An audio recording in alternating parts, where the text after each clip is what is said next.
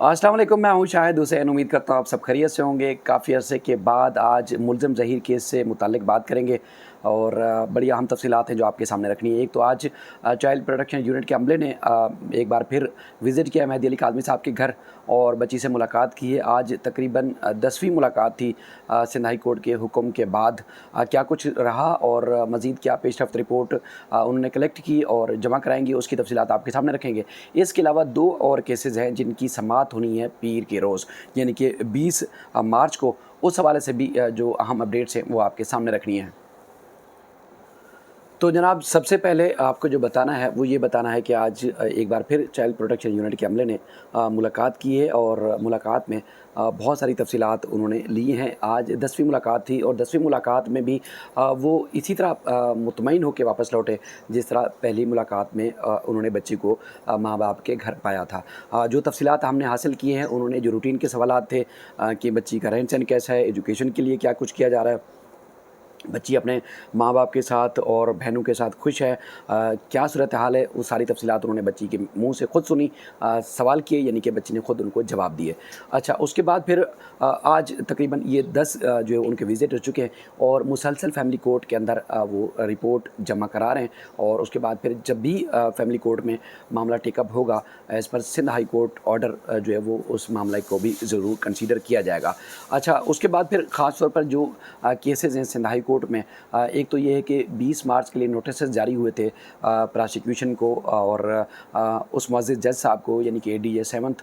इलियास मेमन साहब की अदालत को, जिसमें मुलज़िम की तरफ से एक दरख्वास्त दायर की गई थी कि उनकी अदालत के ऊपर इनको एतमाद नहीं है। तो उस पर नोटिस मेहदी काज़मी साहब को मौसूल हुए और जिब्रान नासिर साहब चूँकि उनके वकील हैं उनको मौसूल हुए। तो अब बाकायदा तौर पर नोटिस मौसूल होने के बाद उन्होंने अपनी पूरी तैयारी कर ली है कि अदालत में नोटिस मौसूल होने के बाद उन्होंने जो है केस की जाके पैरवी करनी है, क्योंकि मुलज़िम ज़हीर की तरफ से अदालत के ऊपर अदम एतमाद का इज़हार किया गया था। उनकी तरफ से दरख्वास्त में मौक़िफ़ इख्तियार किया गया था कि जज इलियास मेमन साहब जो है अब वो गैर जानिबदार नहीं रहे, तो लिहाजा ये केस उनकी अदालत से दूसरी अदालत मुंतकिल किया जाए। 2 पहले फ़ोरम ऐसे हैं जहाँ पर उनकी दरख्वास्त ये मुस्तरद हो चुकी है, इस नोयत की दरख्वास्त मुस्तरद हो चुकी है और आखिरी जो नईम मेमन साहब की अदालत, जो कि सेशन जज हैं डिस्ट्रिक्ट ईस्ट के, उनकी अदालत में उन्होंने जो करार दिया था कि कोई भी ऐसा एविडेंस, कोई भी ऐसा शवाहिद या सबूत मुलज़िम की तरफ से पेश नहीं किया गया जिससे ये कंसीडर किया जाए या जिससे ये तासुर जाता हो कि जज जो है गैर जानिबदार नहीं रहे, मुलज़िम को सुनवाई का मौका नहीं दिया जा रहा या उनको जो है वो कोई भी चीज़ अदालत के सामने रखने का मौका फ़राहम नहीं किया जा रहा, तो लिहाजा उनकी अदालत से केस मुंतकिल किया जाना चाहिए। और इलियास मेमन साहब ने भी नईम मेमन साहब की अदालत में अपना एक तफसीली और तहरीरी जवाब जमा कराया था, जिसमें उन्होंने सरसर बल्कि यकसर ये तमाम इल्ज़ामात जो थे वो मुस्तरद किए थे और जिब्रान नासिर साहब ने जो दलाइल दिए थे उसकी पूरी तफसीलात उस दिन मैं कोर्ट रूम के अंदर मौजूद था, वो भी आपके सामने रखी थी। बहरहाल 2 फ़ोरम के ऊपर इनकी दरख्वास्त मुस्तरद हुई थी। अब पहली बार नोटिस जारी होने के बाद पहली समाअत होनी है और ये बाकायदा तौर पर जस्टिस उमर सियाल साहब की अदालत में समाअत होगी और जो एज़ पर रोस्टर बताया गया है कि सीरियल नंबर 48 के ऊपर ये केस समाअत के लिए मुकर्रर किया गया है, जिसमें मुलज़िम ज़हीर इस केस में मुद्दई हैं और मेहदी काज़मी साहब प्रोसिक्यूशन जज साहब को जो केस में फ़रीक बनाया गया है, उसके बाद तफ्तीशी जो है अफसर उनकी तरफ से जवाब जमा कराया जाएगा और बाकायदा तौर पर जो तैयारी है वो कर ली गई है जिब्रान नासिर साहब की तरफ से और अदालत के अंदर वो फैक्ट्स तमाम रखे जाएंगे, वो हक़ाइक़ रखे जाएंगे जो मुलज़िम की तरफ से अदालत के अंदर छुपाए गए या हक़ाइक़ को मस्क करने की कोशिश की गई। बाकी उस केस की यानी कि 20 मार्च को समाअत है और जस्टिस उमर सियाल साहब की अदालत में। और इसके अलावा मेन ट्रायल जो है, जो केस का मेन ट्रायल है, जिसमें नूर बीबी की दरख्वास्त ज़मानत के ऊपर फ़ैसला होना है और उसके बाद फिर मुल्ज़मान के ऊपर फ़र्द जुर्म आयद होनी थी और मुकदमे में उनको बरी किया जाए निकाह खान और गवाह को, उस मामले की भी समाअत जो है वो 20 मार्च को भी होनी है। अब ये देखना है कि पहले जो है सिंध हाई कोर्ट में जो मुलज़िम की तरफ से केस मुकर्रर है, इस केस की समाअत होती है या फिर इलियास मेमन साहब जो है अपनी अदालत में ये केस समाअत के लिए जो है वो यानी कि अपनी जो कार्रवाई है वो जारी रखते हैं। ये पहले देखना पड़ेगा, क्योंकि 3-4 पॉइंट्स जो बड़े अहम हैं। पिछली समाअत पे भी इस मामले की जब मैं यहाँ नहीं था तो एक बीच में डेट आई, लेकिन वहाँ पर उस वक्त जो है वो समाअत नहीं हो सकी। एक तो ये है कि जो एक मुलज़िम है वो पेश नहीं हुए थे, उनकी तरफ से हाज़िरी ससना की दरख्वास्त दी गई थी और दूसरे जज साहब खुद भी नहीं थे, तो इसलिए ना चार्ज फ्रेम हो सका, ना नूर बीबी की दरख्वास्त ज़मानत के ऊपर फ़ैसला हो सका और ना ही जो है वो मुल्ज़मान की बरियत की दरख्वास्त के ऊपर जो है वो आर्गूमेंट हो सके। तो अब ये भी पीर को अब दोबारा वो चीज़ें सारी देखी जाएंगी कि क्या ये जो मुल्ज़मान की तरफ से दरख्वास्त दायर की गई है हाई कोर्ट में, पहले इसका इंतज़ार किया जाए या फिर ट्रायल कोर्ट में जो कार्रवाई पहले से पेंडिंग है, ज़ेर इल्तवा है, जिसको जारी होना है, वो अदालत या जज साहब वो जारी रखते हैं।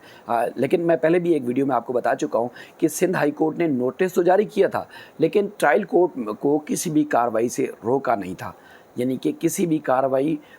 से रोका नहीं था कि चार्ज फ्रेम ना किया जाए या मुल्ज़मान के ऊपर जो है वो उनकी ए क्लास की जो दरख्वास्त है उसके ऊपर फ़ैसला ना किया जाए, या नूर बीबी की दरख्वास्त ज़माना या कुछ भी। अदालत ने ट्रायल कोर्ट में को किसी भी कार्रवाई से रोका नहीं था, तो नोटिस सिंपल जारी हुए थे। तो अगर अदालत कार्रवाई जारी रखती है तो किसी सूरत भी वो कलअदम या उसके बाद वो सस्पेंड नहीं हो सकती, क्योंकि सिंध हाई कोर्ट ने पाबंद नहीं किया था ट्रायल कोर्ट को कि आप किसी किस्म की कार्रवाई जो है वो जारी नहीं रख सकते। तो इसलिए अब अदालत के ऊपर डिपेंड करता है कि अदालत सिंध हाई कोर्ट के फ़ैसले का इंतज़ार करती है, इस दरख्वास्त के फ़ैसले का इंतज़ार करती है, या एक आज़ादाना तौर पर जैसे पहले कार्रवाई जारी रखी हुई थी जारी रखती है। तो ये जो है वो अहम तरीन होगा। बाकी फैमिली कोर्ट में भी जो है वो आज समाअत थी, ख़ास तौर पर इसमें जिसमें मुल्ज़िम की तरफ से कुछ दरख्वास्तें थी, मेहदी काज़मी साहब की तरफ दरख्वास्तें थी। अब इसमें कुछ चीज़ें अपडेट्स हैं जो कि अब कुछ सोर्सेज से मैंने मज़ीद हासिल करनी है, मुकम्मल बात नहीं हो सकी है, लेकिन उसमें जो एक फ्रेमिंग ऑफ इश्यूज़ है उसके ऊपर केस रखा गया है।